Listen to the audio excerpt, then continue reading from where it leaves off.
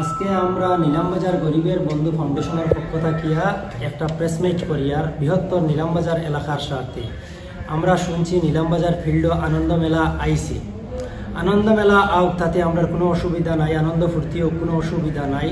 কিন্তু আগামী ফেব্রুয়ারির 13 তারিখ থাকিয়া HSLCর এক্সাম এবং HSর এক্সাম 15 তারিখ থাকিয়া, তাই নিলামবাজার এলাকার বৃহত্তর এলাকার স্বার্থে আমরা আকুল আবেদন জানাইয়ার যে আপাতত এই পরীক্ষা থাকাকালীন অবস্থায় নিলামবাজার আনন্দ মেলাটা স্থগিত রাখার লাগিয়া।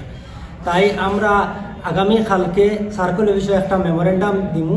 নিলামবাজার সচেতন মহল প্রত্যেকের কাছে আবেদন রাখিয়ার যেন এই মেলাটা স্থগিত রাখার লাগিয়া আমরা সাহায্য সহযোগিতা করতা।